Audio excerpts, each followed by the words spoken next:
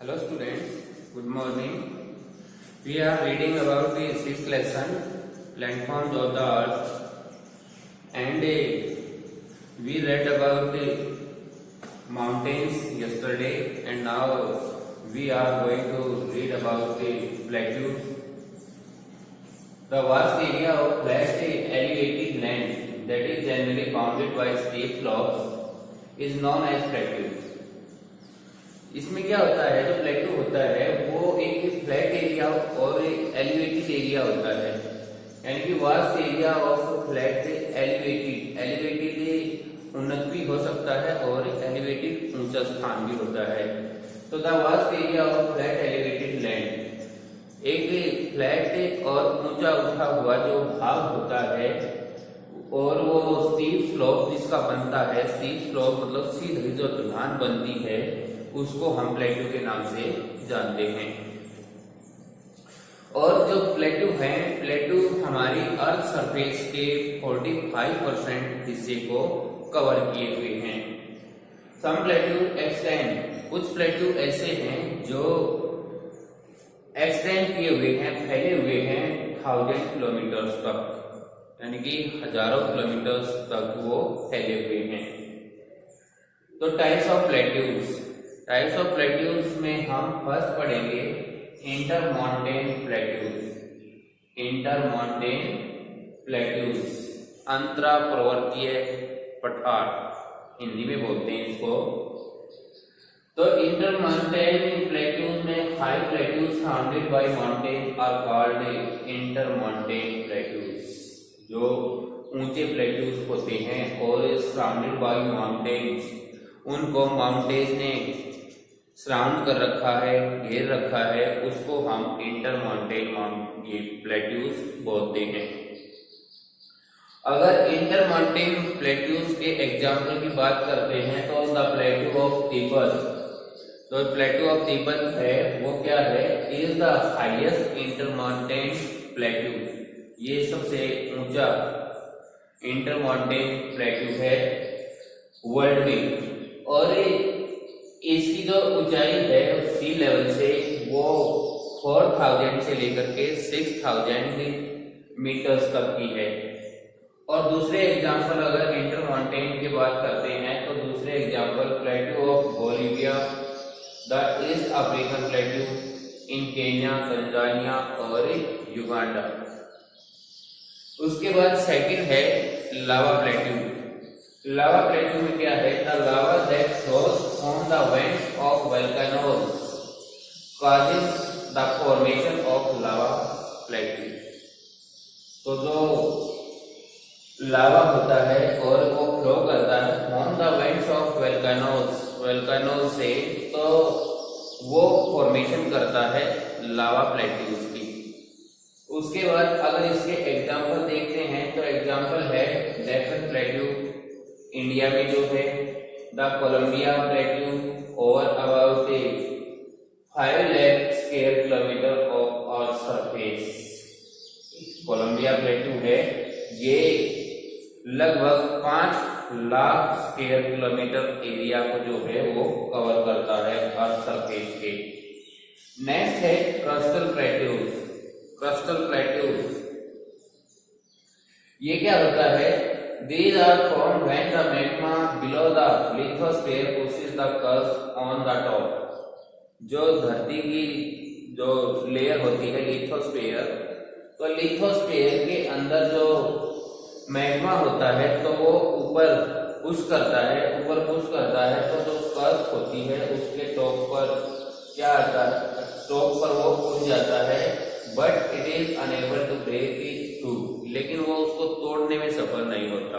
यानी जो लावा होता है लिथोस्फीयर के अंदर वो लेयर को पुश तो करता है लेकिन वो उसको तोड़ नहीं पाता है, तो उससे जो फॉर्मेशन होती है वो क्रस्टल प्लेट्यूज की होती है। Example the high plateaus of east Africa and Ethiopia.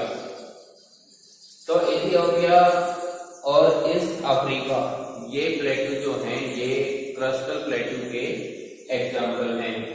अब सिग्निफिकेंस ऑफ प्लेट्यूज, क्या सिग्निफिकेंस है प्लेट्यूज की हमारे लिए। तो इसका जो फर्स्ट पॉइंट है, most plateaus have important natural resources. जिस तरह से माउंटेन हमारे लिए बहुत ज्यादा इंपॉर्टेंस रखते हैं, उसी तरह से प्लेट्यूज भी हमारे लिए काफी इंपॉर्टेंट है। तो अधिकतर जो प्लेट्यूज हैं वो क्या है, नेचुरल रिसोर्सेज से बहुत ज्यादा इंपॉर्टेंट है और उनमें मिनरल्स भी बहुत ज्यादा पाए जाते हैं।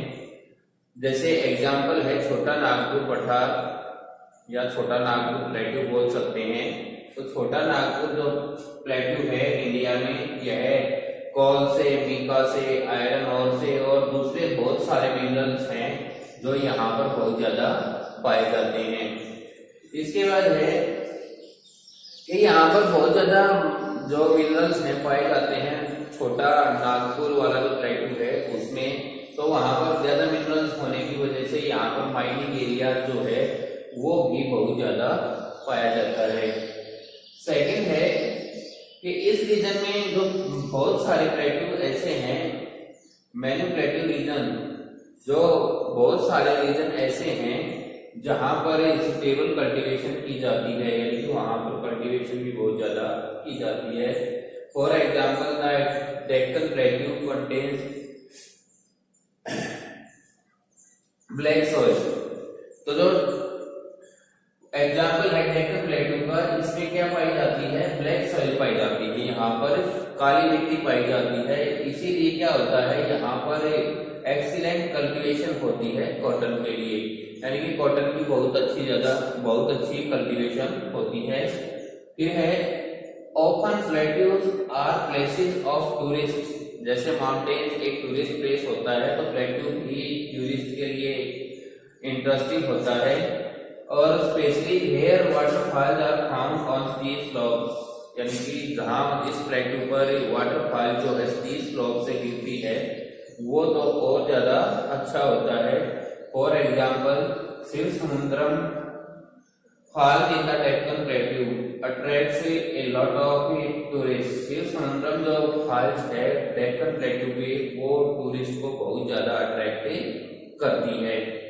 इसके बाद है beside the waterfalls on these plateaus are often used for generating hydro electric power. तो वहां पर वाटरफॉल होने के कारण क्या है, जो प्लेट्यूज हैं जिन पर वाटरफॉल होती हैं वो हाइड्रो इलेक्ट्रिक पावर जनरेट करने में भी ज्यादा उपयोगी होता है। उसकी जो इम्पोर्टेंस है वो हाइड्रो इलेक्ट्रिकल जो पावर होती है उसको बढ़ाया जाता है। A good example is the जोग फॉल्स इन इंडिया। और हाइड्रो इलेक्ट्रिक पावर बढ़ाने के लिए इंडिया में सबसे अच्छा एग्जाम्पल जोग फॉल्स का है। जोग फॉल्स जो है वहां पर हाइड्रो इलेक्ट्रिक पावर जो है वो बनाई जाती है। अब आगे है प्लेन्स। प्लेन्स के बारे में बात करते हैं तो प्लेन्स क्या होता है, प्लेन होता है एक बिल्कुल फ्लैट लैंड जो होती है उसको प्लेन बोलते हैं। और प्लेन जहां पर हम रहते हैं, जहां पर हमने अपनी रेजिडेंस की है वो प्लेन एरिया में ही की है। तो प्लेन्स क्या होता है, फ्लैट और gently rolling lowlands are called plain. तो फ्लैट और जेंटली रोलिंग जो लोलैंड्स होती है उसी को हम प्लेन्स बोलते हैं। और these may extend from a few to thousands of kilometers। Plain जो हैं वो 1000 किलोमीटर्स तक फैले हुए हैं। और प्लेन जो हैं वो जैसे कि अपना इंडो गंगेटिक जो प्लेन है वो इसका एग्जाम्पल है। और वह अर्थ सरफेस को के 1/3 पार्ट को कवर किए हुए है।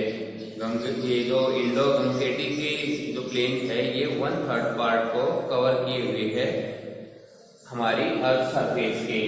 दे are generally not more than 200 meters above the sea level. और प्लेन्स क्या होता है, जो अगर सी लेवल की बात करते हैं तो सी लेवल से ये 200 मीटर्स अबव नहीं जा पाता है, यानी कि 200 मीटर्स अबव तक ये रह जाता है।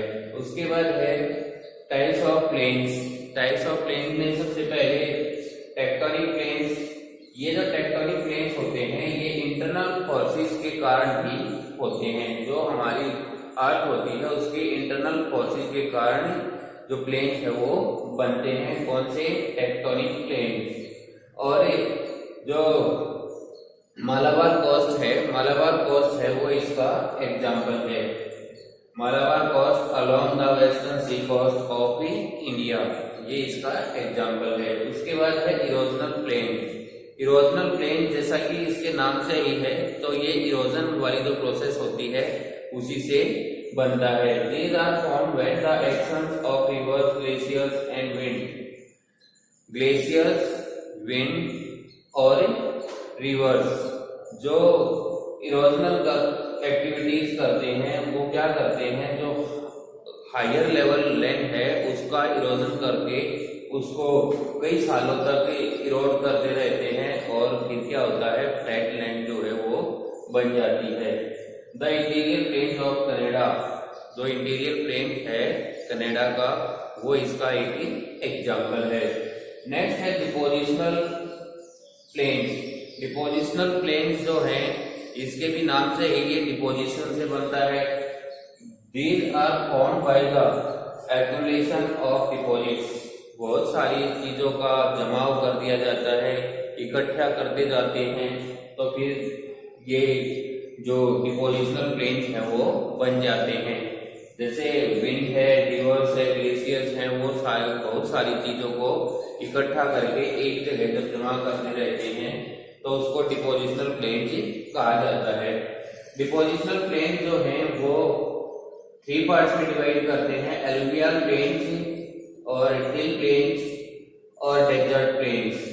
एलुवियल प्लेन जो है इसमें क्या है, जो हमारा इंडो गंगेटिक जो प्लेन्स है वो इसका एग्जाम्पल है।